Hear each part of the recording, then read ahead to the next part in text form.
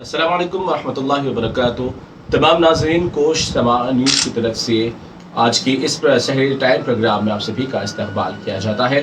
जिस तरह के नाज़रीन बताया गया कि ये सहरी टाइम प्रोग्राम आप सभी के लिए मुनक्किद किया गया है और इस प्रोग्राम के अंदर सबसे पहले मैं आपको ये चीज़ की बात वाज़ेह कर दूँ कि इस प्रोग्राम का मकसद है कि आपके जितने भी मसाइल आपको पेश आते हैं रोज़े में या फिर रोज़े के फ़राइज़ के ताल्लुक़ से, वाजिबात के ताल्लुक़ से, रोज़ा किस तरह मकरूह होता है और दीगर भी जितने भी फ़ज़ाइल रमज़ान के ताल्लुक़ से हों, उन तमाम मसाइल के हल जानने के लिए ये प्रोग्राम को हमने पेश किया है आप सभी के लिए। तो मैं शुरुआत करता हूँ, मैं आपका मेज़बान अब्दुल बसीर अब्दुल्ला। आज के इस हमारे प्रोग्राम में गुज़िश्ता दिन की तरह आज भी हमारे साथ और शहर के हैदराबाद की मशहूर मारूफ शख्सियत, हर दिल अजीज़ शख्सियत डॉक्टर मुफ्ती सैयद अली हुसैनी क़ादरी साहब क़िबला कामिल जाम निज़ामिया मौजूद हैं और आज के आपके तमाम सवालात के जवाबात कुरान और हदीस की रोशनी और फ़िक़ह के मसाइल के तौर पर दिए जाएंगे।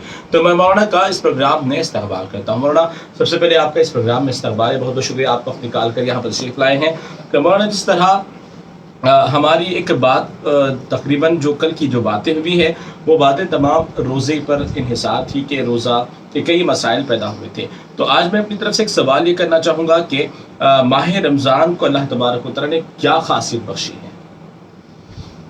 बिस्मिल्लाहिर्रहमानिर्रहीम नहमदुहु व नुसल्लिमु अला रसूलिहिल करीम अम्मा बाद। बिरादरान अज़ीज़, जैसे आप सब ने समाअत फरमाया था कि कल हमने रमज़ान करीम के कुछ फ़ज़ाइल को और उसके नाम के रखने को सुना। आज जो उसकी खुसूसियत है कि अल्लाह तबारक व तआला ने इबादत की चंद सूरतें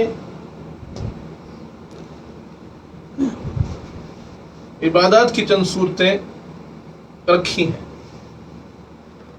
एक सूरत जिस्मानी इबादत की है, एक सूरत माली इबादत की है और एक सूरत ऐसी है कि जो जिस्मानी और माली दोनों इबादत का मजमुआ होती है।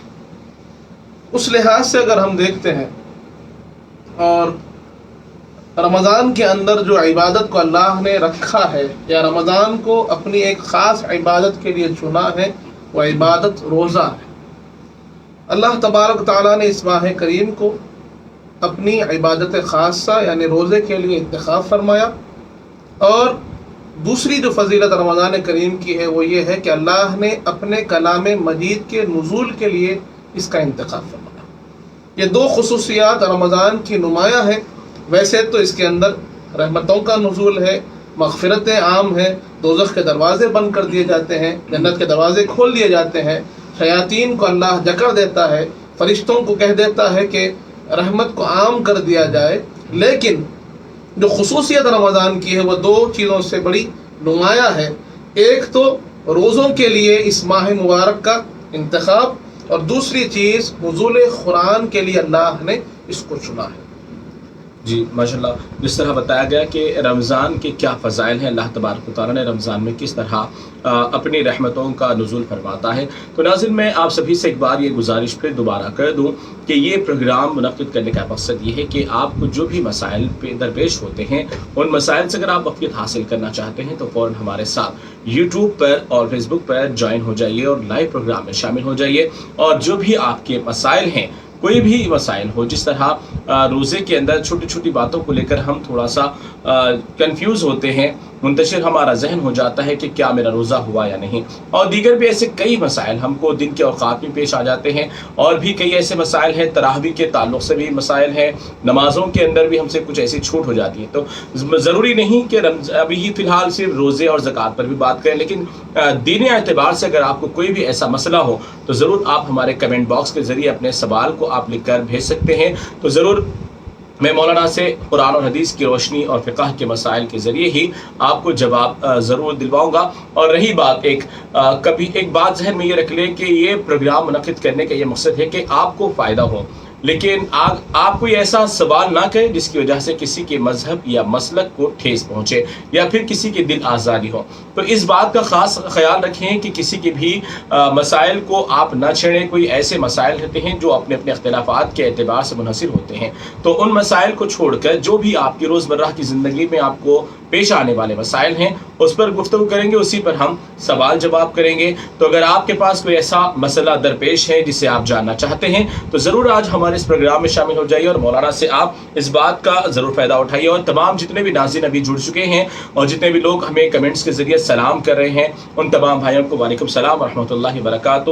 میں دوسرے سوال کی طرف بڑھتا ہوں۔ جس طرح مولانا رمضان میں قرآن کو یعنی ایک بار ایک حرف پڑھنے سے اس کا دوگنا ثواب کیا جاتا ہے، تو خاصیت کیا ہے جو قرآن کو رمضان میں اتنا یعنی سپورٹ کیا گیا ہے؟ بسم اللہ الرحمن الرحیم۔ اللہ تبارک و تعالیٰ نے رمضان کا تعارف ہی ایسے دیا ہے کہ شہر رمضان الذی انزل فیہ القرآن، کہ رمضان کا تعارف ہی اللہ نے یوں دیا کہ ہم نے قرآن کو اس میں نازل فرمایا۔ تو رمضان اور قرآن کا ایک بہت ہی اٹوٹ اور بہت گہرا تعلق ہے کہ پروردگار عالم نے اپنے کلام مجید کے نزول کے لیے اس ماہ مبارک کو چنا، اور نہ صرف جیسے میں نے اس سے پہلے بھی عرض کیا کہ نہ صرف قرآن مجید بلکہ سابقہ انبیاء کے اوپر اترنے والے جتنے مصاحف تھے، جتنے صحیفے اترے ہیں، چاہے وہ توریت ہو، زبور ہو، انجیل ہو، یا پھر صحیفہ ابراہیم ہو، یا صحیفہ آدم ہو، یہ تمام کے تمام کو اللہ نے رمضان کریم میں ہی نازل فرمایا۔ یہ رمضان کی خصوصیت ہے۔ دوسرا جو جیسے آپ نے قرأت کلام پاک کے تعلق سے سوال کیا کہ رمضان کریم میں حضور پاک صلی اللہ علیہ وسلم کی یہ سنت ہوتی تھی کہ آپ رمضان بھر میں مکمل ایک قرآن ختم فرماتے تھے، اور رمضان کریم کے اندر عبادات کا جو معاملہ ہے کہ اس کو کئی گنا بڑھا دیا گیا ہے۔ یہاں تک بتایا جاتا ہے کہ جو نفل عبادت ہوتی ہے اس کو فرض عبادت کا ثواب اللہ عطا فرماتا ہے۔ تو اگر نفل کا یہ معاملہ ہے تو پھر فرض کا معاملہ کیا ہوگا؟ اور قرآن مجید کی تلاوت کے لیے حضور پاک صلی اللہ علیہ وسلم نے ارشاد فرمایا ہے کہ جو بندہ ایک حرف قرآن کا پڑھتا ہے، ایک حرف قرآن کا پڑھتا ہے تو اللہ اس ایک حرف کے بدلے میں اس کو 30 نیکیاں عطا فرماتا ہے۔ ایک روایت میں 10 نیکیاں آیا ہے اور دوسری روایت میں آیا ہے کہ 30 نیکیاں اسے ملتی ہیں۔ اور پھر حدیث پاک میں آتا ہے، میرے آقا فرماتے ہیں کہ الف لام میم، اسے میں ایک لفظ یا ایک حرف نہیں کہتا، بلکہ میرے آقا فرماتے ہیں الف ایک حرف ہے، لام ایک حرف ہے اور میم ایک حرف ہے۔ تو جب بندہ مومن الف لام میم پڑھ رہا ہے تو اسے ایک الف لام میم کے پڑھنے پر 90 نیکیوں کا ثواب اللہ عطا فرماتا ہے۔ سبحان اللہ۔ تو یہ قرآن مجید کبھی بھی پڑھنے کے وقت ہے۔ اگر وہی قرآن مجید کو رمضان کریم میں پڑھیں گے تو اس کا کئی گنا ثواب اللہ بڑھا دے گا، اور رمضان کے صدقے میں انشاءاللہ خوب ثواب اللہ عطا فرمائے گا۔ جی ماشاءاللہ، جیسا کہ قرآن کے فضیلت اور قرآن کے پڑھنے اور اس کے ثواب پر مولانا بہت اچھی طریقے سے تشریح فرما رہے تھے۔ ابھی یہاں پر میں آپ کو کچھ بات اہم مولانا سے اپنے سوالات کرنا چاہوں گا کہ مولانا جس طرح اکثر رمضان کی جب شروعات ہو جاتی ہے تو کافی لوگ روزہ رکھنے کے لیے بہانہ بناتے ہیں، کوئی چھوٹی چھوٹی بات کو لے کر ایک مجبوری بنا دیتے ہیں، یا پھر کوئی چھوٹی سی بیماری کو لے کر، کوئی داڑھ کا بھی اگر کوئی درد ہو تو اسے ایک بہانہ بنا کر روزہ چھوڑ دیتے ہیں۔ تو روزے پر آپ یہ بتائیں کہ حقیقت میں روزے کی کیا اہمیت ہے؟ بسم اللہ الرحمن الرحیم۔ سب سے پہلی بات تو یہ ہے کہ روزہ فرض ہے۔ یہ بات کو سمجھنے کی ضرورت ہے کہ اللہ تبارک و تعالیٰ نے روزے کو ہر ایک مومن پر، ہر ایک مسلمان عاقل و بالغ پر فرض کیا ہے۔ تو یہ بات کو سمجھنا چاہیے کہ وہ فرض ہے، یعنی فرض آپ کا آبلیگیشن ہے، اس کو آپ چھوڑ نہیں سکتے، کسی بھی وجہ سے اس کو چھوڑنے کی اجازت نہیں ہے۔ ہاں یقیناً کچھ صورتیں شریعت میں بیان کی گئی ہیں، ان کے علاوہ کسی اور وجہ سے فرض کو چھوڑنا یہ گناہ کبیرہ ہے۔ اور اگر روزے کے فوائد، روزے کی اہمیت کیا ہے اس کو جاننا ہے تو حضور پاک صلی اللہ علیہ وسلم نے ارشاد فرمایا الصوم جنہ، کہ روزہ جو ہے یہ ڈھال ہے کہ جب دوزخ کی آگ بھڑکے گی، حشر کا میدان برپا ہوگا، لوگ پریشان ہوں گے اور وہ جہنم کی آگ سے ڈرتے ہوں گے، تو روزہ ان کے لیے ڈھال بن جائے گا جہنم کی آگ سے بچانے کے لیے۔ اسی طرح حدیث پاک میں آتا ہے کہ حشر کا میدان ہوگا تو حضور پاک صلی اللہ علیہ وسلم فرماتے ہیں کہ اللہ تبارک و تعالی تمام صائمین کو جمع فرمائے گا، فرشتے آواز دیں گے کہ الصائمون، کہاں ہیں سارے روزہ رکھنے والے، روزے دار سب جمع ہو جاؤ۔ اللہ ان کے لیے قطار بنائے گا، ان کے لیے ایک صف بنائے گا، ایک ان کو الگ سا ایک طبقہ بنا کر پروردگار عالم اعلان کرے گا کہ یہ جو جنت کا دروازہ ہے جس کا نام ریان آتا ہے، یہ صرف اور صرف روزے داروں کے لیے خاص ہے۔ یعنی اللہ تبارک و تعالیٰ نے روزے داروں کے لیے جنت کا ایک دروازہ رکھا ہے کہ جس میں صرف اور صرف روزے دار داخل ہوں گے۔ سبحان اللہ، سبحان تو یہ بات کو سمجھنا ہے کہ روزہ ایک تو نجات کا ذریعہ ہے، روزہ جنت میں داخلے کا ذریعہ ہے، روزہ حشر کے میدان میں آپ کی سربلندی عزت کا ذریعہ ہے۔ تو جو لوگ روزہ رکھتے ہیں اللہ ان سے خوش ہوتا ہے، اور حدیث پاک میں آتا ہے کہ حضور پاک صلی اللہ علیہ وسلم ارشاد فرماتے ہیں کہ جو شخص روزہ رکھتا ہے اور بھوک کی وجہ سے پیٹ کے خلا کی وجہ سے، معدے کی تبخیر کی وجہ سے اس کے منہ میں جو بو آتی ہے وہ اللہ کو مسک سے زیادہ پسند ہے، مشک کی خوشبو سے زیادہ اللہ کو روزے دار کی وہ پسند ہے جو بھوک کی وجہ سے اس کے منہ میں پیدا ہوتی ہے۔ تو یہاں سوچنے والی بات ہے کہ جس بو سے آدمی کراہت کرتا ہو اللہ اس کو پسند کرتا ہے، کیونکہ اس نے اللہ کی راہ میں اس مشقت کو جھیلا ہے۔ تو روزہ رکھنے والے کے لیے اللہ کی خوشخبریاں ہیں، اللہ کی رضا ہے، اللہ کی خوشنودی ہے۔ اتنی بڑی برکتوں کو چھوڑ کر اگر کوئی روزے کو چھوڑ رہا ہے، اللہ کی عبادت کو چھوڑ رہا ہے، تو اللہ اس سے ناراض ہوتا ہے۔ اللہم احفظنا، اللہم احفظنا۔ جس طرح آپ نے خوشخبری بھی سنی ہے کہ روزے دار کے منہ کی بدبو اللہ تبارک و تعالیٰ کے نزدیک قیامت کے دن مشک کی سے، یعنی سب سے زیادہ دنیا میں جو بہت زیادہ اثردار خوشبو ہے وہ ہے مشک کی ہے، تو اس خوشبو سے زیادہ معطر اللہ تبارک و تعالیٰ کے نزدیک قیامت کے دن اس روزے دار کی منہ کی بدبو ہوگی، جو آج کے دور میں اس روزے دار کے یعنی جو پیٹ کا خالی ہو جاتا ہے اس کی وجہ سے اس کے منہ کے ذریعے بدبو ظاہر ہوتی ہے، تو لوگ اسے کنڈاتے ہیں، لیکن اللہ تعالیٰ اس کو سب سے زیادہ معطر یعنی خوشبو والا بنایا ہے۔ تو یہ ایک خوشخبری بھی ہے اور وعید بھی ہے کہ اللہ تبارک و تعالیٰ ایسے لوگوں کو دھتکار دے گا قیامت کے دن، اپنے قریب بھی آنے نہیں دے گا اور اپنے جلال کے سائے میں بھی اس کو جگہ نصیب نہیں کرے گا۔ تو چھوٹی چھوٹی معاملات کو لے کر چھوٹے چھوٹے بہانے بنا کر یا چھوٹی سی عذر کو سامنے رکھ کر کئی لوگ روزہ چھوڑنے پر اس کو بہت آسان سمجھتے ہیں، لیکن اس کا جتنا بڑا ثواب ہے اتنا بڑا بالکل عذاب بھی ہے۔ جس طرح مولانا نے تفصیلی طور پر یہ بتایا کہ اللہ تبارک و تعالیٰ قیامت میں اس کو کس طرح اپنے آواز دے گا، کس طرح اس کو ایک مقام دے گا، تو یہ جو تمام باتیں ہیں الحمدللہ یہ ان روزے دار خوش نصیب لوگوں کے لیے ہے جو اللہ تبارک و تعالیٰ کے خوف کے لیے، اس کی خوشنودی کے لیے اور اپنی آخرت کے لیے جو روزہ رکھتے ہیں ان کے لیے ہے۔ تو مولانا اکثر کچھ روزے میں ایسے حالات پیش آ جاتے ہیں جس کی وجہ سے لوگ روزہ توڑنے کو آسان سمجھتے ہیں، جیسے کہ مثلا کوئی مسواک کرتے وقت دانت میں زور سے لگ جاتا ہے تو اس کے ذریعے خون نکل جاتا ہے، اور کبھی کوئی جسم کے حصے میں زخم رہتا ہے اس کے ذریعے خون بہہ جاتا ہے یا پیپ نکل آتا ہے، تو کیا یہ دونوں چیزوں سے روزہ ٹوٹ جاتا ہے؟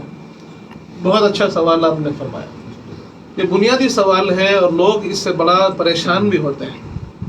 سب سے پہلی بات تو یہ جاننی چاہیے کہ روزہ ٹوٹتا کب ہے۔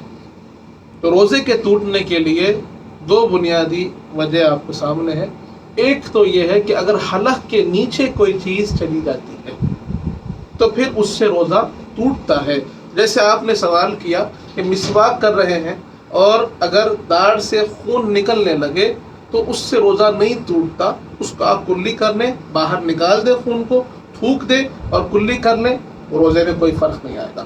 اسی طرح جسم کو اگر کوئی زخم لگ جاتا ہے، کوئی مار لگ جاتا ہے اور اس سے خون بہنے لگے تو خون کے بہنے سے روزہ نہیں ٹوٹتا۔ اور اسی طرح لوگوں کے ذہن میں خیال آتا ہے کسی کو خے ہو جائے، خے کے کرنے سے روزہ ٹوٹ جاتا ہے، تو یاد رکھیں کہ خے کے کرنے سے روزہ نہیں ٹوٹتا، بلکہ اگر کوئی کسی کو خے آ رہی ہے اور وہ اس کو روکتا ہے اور وہ کھانا جو نکلا تھا اس کو نگل لیتا ہے، اس سے روزہ ٹوٹ جاتا ہے۔ اور اسی طرح اگر کوئی بے چینی کے سبب اپنے ہاتھ سے یا کسی وجہ سے خے کرتا ہے عمدن، اس سے روزہ ٹوٹتا ہے۔ خے آنے سے، خے کرنے سے روزہ نہیں ٹوٹتا۔ جی، تو یہ اگر بعض لوگ کا مطلب جو بعض لوگ مسائل کے طرف سے بتاتے ہیں کہ اگر یہ حصے سے اگر خون نکلتا ہے تھوڑے حصے سے اور اس کے ہٹ کے 3 یعنی انچ اگر خون ہٹ جائے تو اس سے روزہ ٹوٹ جاتا ہے، یا پھر کوئی ایسا چیز جس کی وجہ سے داڑھ میں کیڑ بھی لگ جاتے ہیں تو اس کی وجہ سے بھی کبھی خون نکل آتا ہے، تو لوگ کہتے ہیں کہ یار اس کو نگل لینا بہتر ہے یا تھوک دینا بہتر ہے، کیونکہ اس میں مزہ بھی ہوتا ہے، رنگ بھی ہوتا ہے، بو بھی ہوتی ہے، تو اس کی وجہ سے کیا کرنا چاہیے؟ نہیں، یہ یہاں پر لوگوں کو تھوڑا سا کنفیوژن ہو گیا. جیسے پہلا آپ نے جو سوال کیا ہے کہ خون کا بہنا، خون کا نکلنا اور بہنا یہ روزے کو نہیں توڑتا، یہ روزے کو نہیں توڑتا بلکہ وضو کو توڑتا ہے. وضو کو توڑ، جی. خون کا نکل کر بہ جانا، اپنی جگہ سے ہٹ جانا، اس کی وجہ سے کیا ٹوٹتا ہے؟ وضو ٹوٹ جاتا ہے. وضو ٹوٹتا ہے، روزہ نہیں ٹوٹتا. جی. اسی طرح اگر داڑھ سے بھی خون نکل رہا ہے تو اس سے وضو ٹوٹتا ہے، روزہ نہیں. لیکن یہاں یہ خیال رکھنا ہوگا کہ اگر خون نکلا ہے اور اس کو اگر کسی نے عمدن نگل لیا، جمع کر نگل لیا ہے، تو پھر اس سے روزے میں فرق آ جائے گا، روزہ خراب ہو جائے گا. برخلاف اس کے خون نکلا، اس کو تھوک دیے، روزے میں کوئی فرق نہیں آئے گا. جی، اس سے تو کوئی مطلب روزہ نہیں ٹوٹے گا، نہیں، روزہ ضائع بھی نہیں ہوگا، روزہ ٹوٹے گا بھی نہیں. جی. روزہ کتنی چیزوں سے ٹوٹ جاتا ہے؟ اب اس کے اندر دو بنیادی چیزیں ہیں. پہلی چیز جیسے میں نے عرض کی کہ کھانے پینے سے روزہ ٹوٹ جاتا ہے، یعنی حلق کے نیچے کوئی چیز آپ کی گئی، پانی گیا، کھانا گیا، اس سے روزہ ٹوٹ جاتا ہے. اور دوسری چیز کہ شوہر اور بیوی کا جو تعلق ہے، جی، اس کو روزے کے درمیان میں روکا گیا ہے، تو ویسا کوئی تعلق کرتا ہے تو پھر اس سے بھی روزہ ٹوٹ جاتا ہے. تیسری ایک چیز یہ ہے کہ اگر آدمی کو بے ہوشی لاحق ہو جائے، آدمی بے ہوش ہو جاتا ہے، اس سے بھی روزہ ٹوٹ جاتا ہے. جی. تو یعنی جو اندرونی باتیں ہیں جو شاید ہو سکتا ہے کچھ لوگ کھل کر اسے بھی اگر جاننا چاہیں، علم کے ذریعے اگر ہم بتائیں تو یعنی میاں بیوی کے جو تعلقات کے مسئلے ہیں، تو بعض لوگ سحر کر کے بھی اس طرح کا عمل کرتے ہیں، تو کیا یہ سحر کرنے کے بعد کا جو وقفہ ہے اس درمیان یہ؟ دیکھیے یہاں پر وہ ہم کو پھر وہی بات کو سوچنا ہوگا کہ روزہ کب شروع ہوتا ہے اور کب ختم ہوتا ہے. جی. روزہ شروع ہوتا ہے فجر کے وقت کے شروع ہونے سے. جی. جیسے آج ہمارے پاس فجر کا وقت شروع ہو رہا ہے 4:37 کو، 4:28 کو، جو بھی وقت مقرر ہے، 4:37 ہے یا 4:38 ہے، تو یہاں تک آپ کے لیے کھانا پینا بھی جائز ہے اور اپنے جو تعلقات ہیں وہ بھی رکھنے جائز ہیں. لیکن جیسے ہی آپ حدود روزہ میں داخل ہو گئے، جی، فجر کا وقت شروع ہو گیا، سحر کا وقت ختم ہو گیا، وہاں سے یہ چیز آپ کے لیے منع ہو گئی ہے. اب اس کے بعد اگر کوئی کھاتا ہے، پیتا ہے یا اس عمل میں اپنے آپ کو مبتلا کرتا ہے تو اس کا روزہ ٹوٹ جائے گا. جی.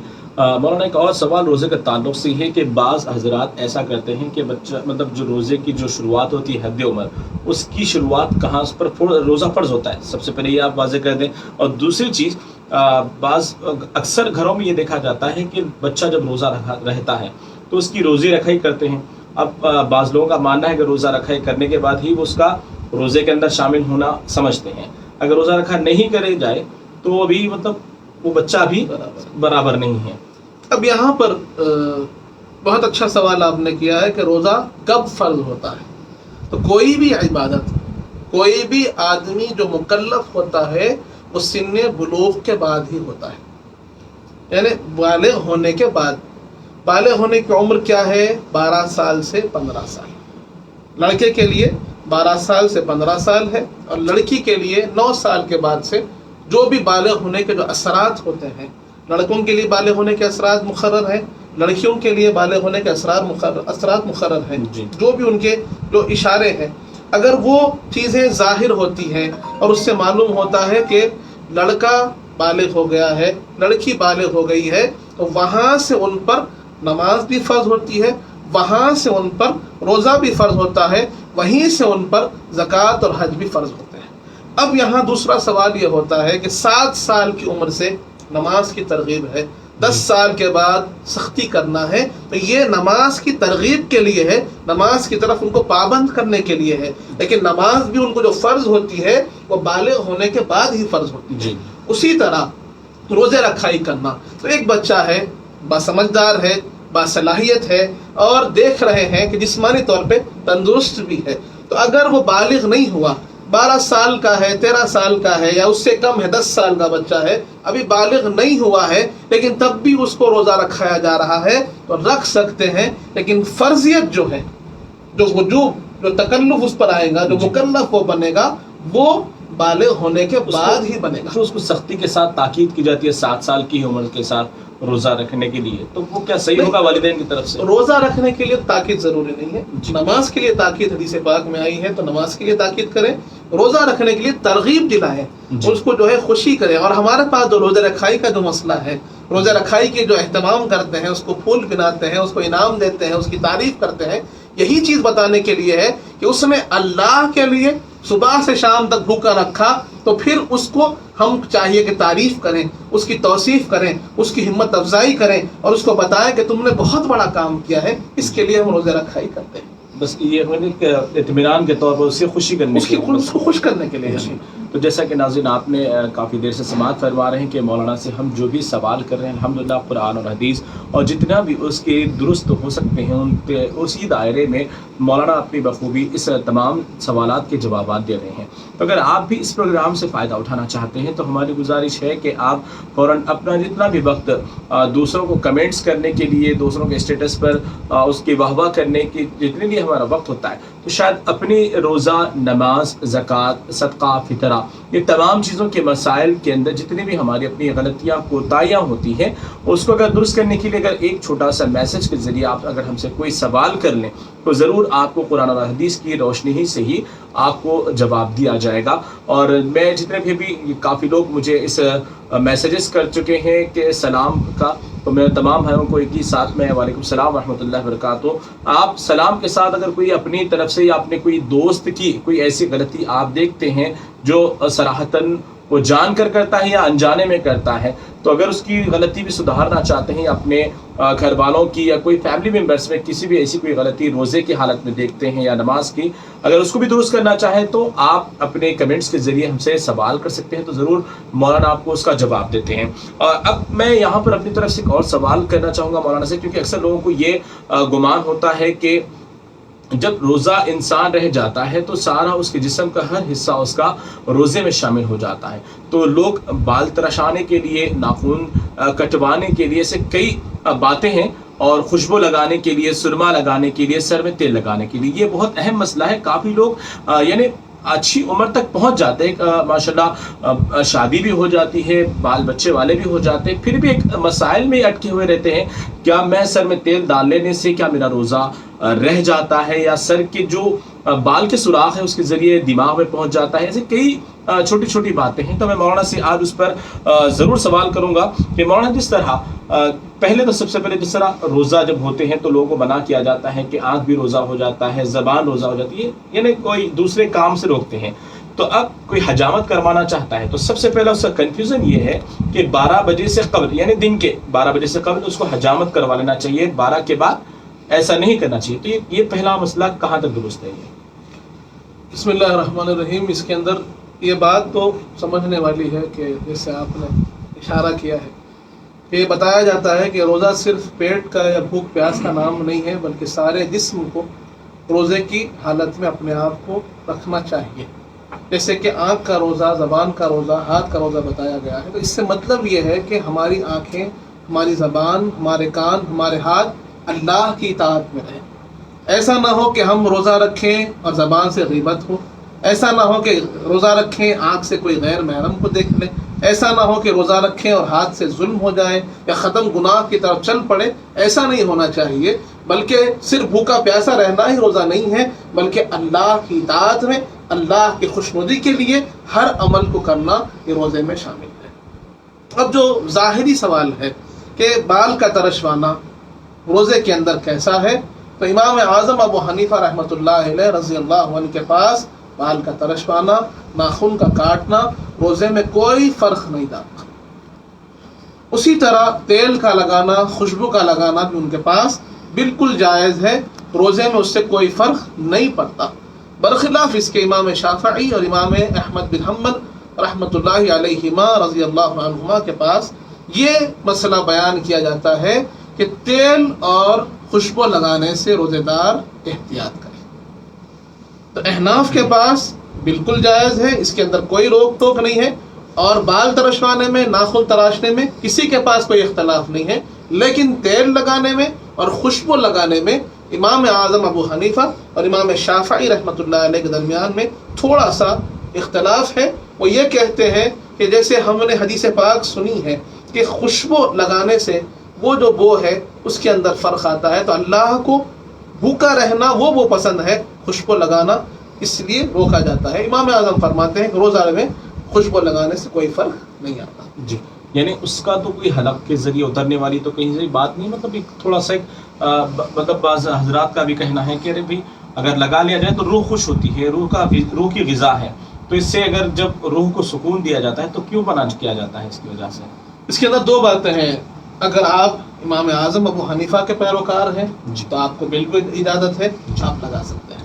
آپ امام شافعی کے پیروکار ہیں تو آپ کے امام نے کہا ہے کہ آپ اجتناب کریں، نہیں لگانا ہے، تو وہاں پر اپنے عقل کو دخل نہ دیں، بلکہ ہم جس کے مخلد ہیں ان کی اطاعت کریں اور ہم ضرور اس کو فالو کریں۔ ایک اور جو سوال تھا کہ 12 بجے سے قبل ہی بال ترش والے نہ کرنا، یہ تو افضل بات ہے، بہتر بات ہے، یعنی اگر سنت سے ثابت بات یہی ہے کہ آدمی یہ جو کام جتنے بھی کام ہوتے ہیں بہتر ہے کہ وہ اس 12 بجے سے پہلے کر لے اور اس کے بعد عبادات میں اپنے آپ کو مصروف کریں۔ جی، میرے سوال اور بھی آگے ابھی جاری رہیں گے، لیکن یہاں پر کچھ سوالات آئے ہیں۔ وسیم کی طرف سے ایک سوال ہے، محمد وسیم صاحب نے سوال کیا کہ تراویح اور تہجد میں کیا فرق ہے؟ بسم اللہ الرحمن الرحیم۔ تراویح اور تہجد یہ دونوں سنت نمازیں ہیں جس کو حضور پاک صلی اللہ علیہ وسلم نے ادا فرمائی۔ تہجد وہ سنت ہے یا پھر وہ نفل نماز ہے جس کو حضور پاک صلی اللہ علیہ وسلم رمضان اور غیر رمضان دونوں میں ادا کرتے تھے۔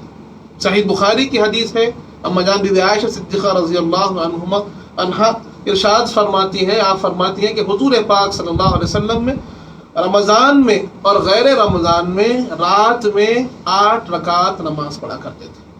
یہ تہجد ہے کہ رمضان اور غیر رمضان میں حضور پاک صلی اللہ علیہ وسلم رات میں 8 رکعت تہجد ادا فرماتے تھے۔ اور اسی طرح جب آپ رمضان کی بات آتی ہے تو رمضان کیونکہ عبادات کا مہینہ ہے، اس کے لیے خصوصی عبادت حضور پاک صلی اللہ علیہ وسلم نے بتائی ہے، وہ تراویح کی عبادت ہے۔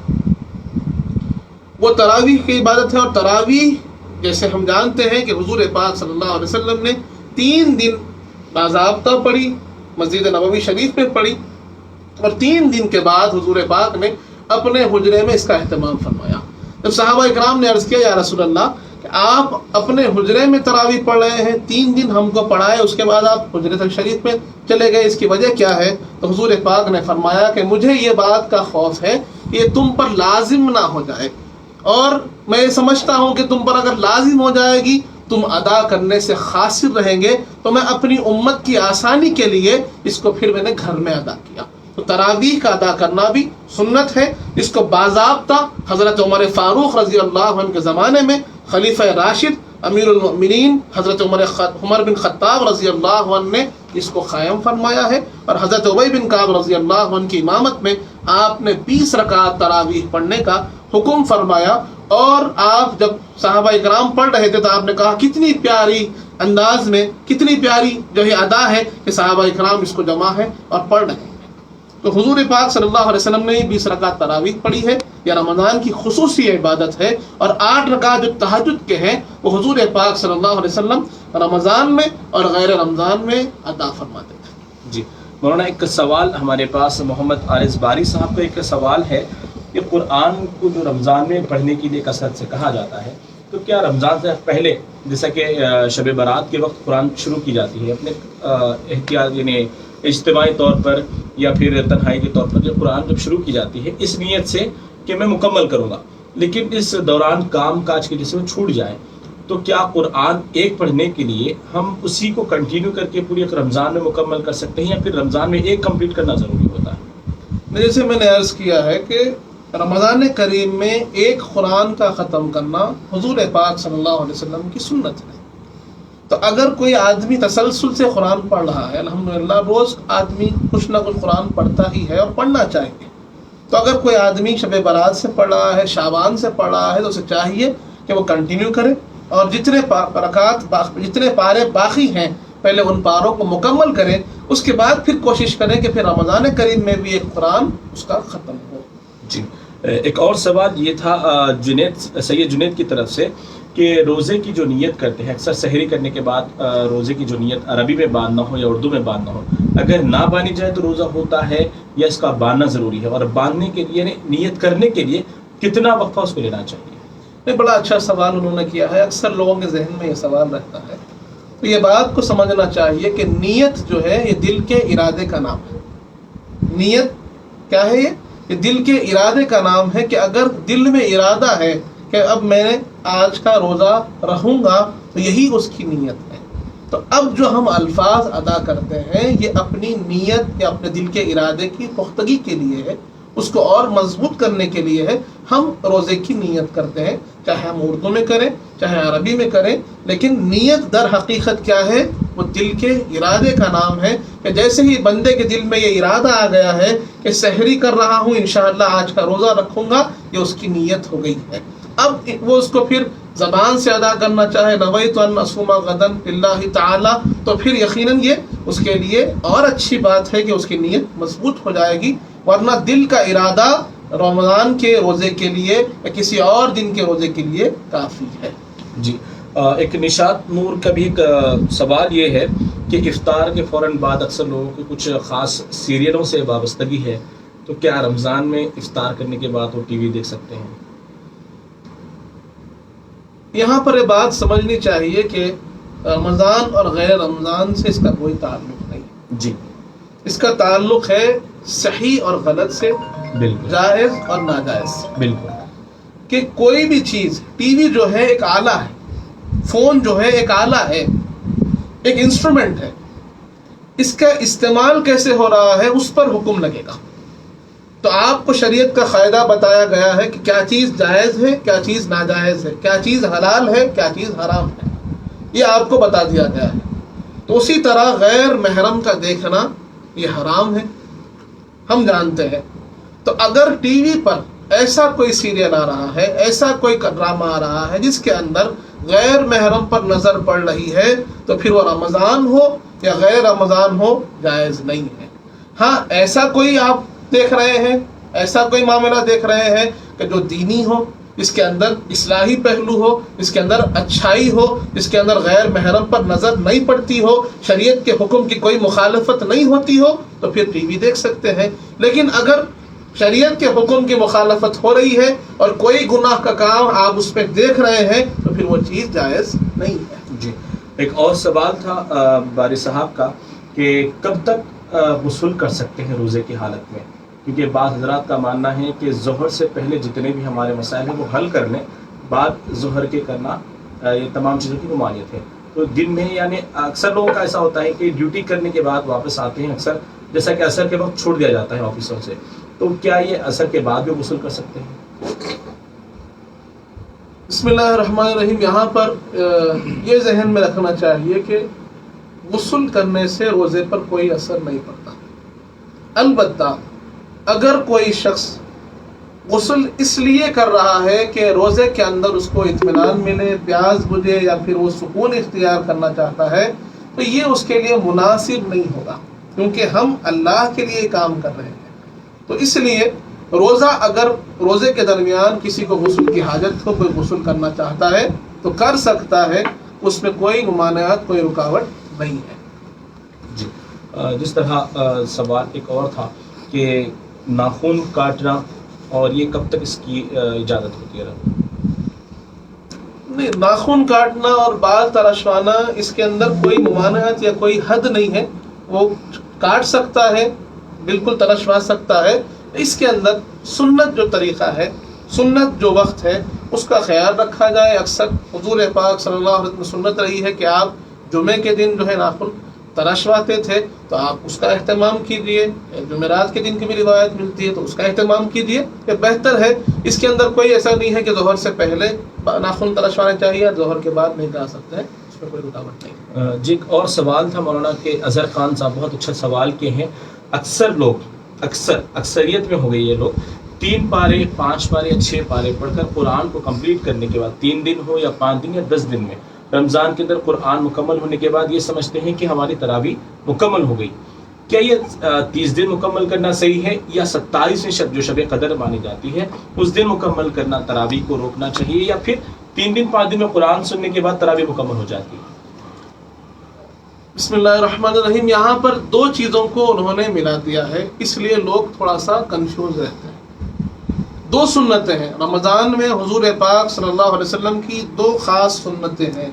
एक सुन्नत है कुरान मजीद का पढ़ना, एक सुन्नत है तरावीह का पढ़ना। तो यहाँ पर लोग ये समझते हैं, जैसा आपने फरमाया है, कि अगर हम एक कुरान तरावीह में सुन लें तरावीह हमारी हो गई। ऐसे नहीं है, आपने एक सुन्नत को मुकम्मल किया है, वो है कि एक कुरान का ख़त्म करना। लेकिन दूसरी सुन्नत ये 30 दिन आपको मुसलसल करनी है, वो है तरावीह की सुन्नत। अब चाहे आप उसमें कुरान बाज़ाब्ता पढ़ें या नहीं पढ़ें, अगर आप 3 पारे सुनकर कुरान मुकम्मल कर चुके हैं तो फिर आप अलम तला से तरावीह पढ़िए। आप 20 रकात तरावीह हर दिन आपको पढ़ना ज़रूरी है, बेहतर है, सुन्नत है और हमें पढ़ना चाहिए। जी मौलाना, और सैयद जैन का एक सवाल है कि तरावी की नीयत क्या करना चाहिए और नमाज की नीयत दोनों में डिफरेंट है या फिर एक ही नीयत के हिसाब से चलना है? तो यहाँ पर आपको, जैसे आप जानते हैं, इन्नमल आमालु बिन्नियात, ये आमाल का दारोमदार ये नीयतों पर है। तो जब आप फ़र्ज़ नमाज पढ़ेंगे तो फ़र्ज़ नमाज की नीयत करेंगे, और वैसे ही आप तरावीह की नीयत करना चाहते हैं तो जैसे मैंने कहा कि नीयत क्या है, दिल का इरादा है। तो दिल में ये ख्याल हो कि मैं फ़र्ज़ पढ़ रहा हूँ, सुन्नत पढ़ रहा हूँ, तरावीह पढ़ रहा हूँ। अब आप नीयत के अंदर ये भी कह सकते हैं कि परवरदिगार आलम, मैं नियत करता हूँ कि मैं 2 रकात तरावीह के पढ़ रहा हूँ, इमाम के पीछे मुँह मेरा क़िबले की जानिब है, तो ये तरावीह की नीयत हो जाएगी। जी, एक और सवाल था शबाना तबस्सुम की जानिब से, तहज्जुद का सही तरीक़ा क्या है और कितने रकात उसको पढ़ना चाहिए कम से कम? तहज्जुद का तरीक़ा तो यही है कि आप सबसे पहले तहज्जुद का जो मामला है, क़ियामुल लैल और तहज्जुद में जो फ़र्क है वो ये है कि क़ियामुल लैल आप, यानी रात में अगर आदमी जाग रहा है और बग़ैर सोए नमाज पढ़ रहा है तो वो क़ियामुल लैल कहलाएगा। क़ियामुल लैल एक आम टर्म है। तहज्जुद के लिए उलमा ने बताया है कि आदमी को चाहिए कि कुछ देर इशा के बाद सो जाए। कुछ देर सो जाने के बाद जब वो उठ रहा है, जाग रहा है, तो उस पर अगर जब वो नमाज पढ़ता है तो वो नमाज तहज्जुद की नमाज कहलाएगी।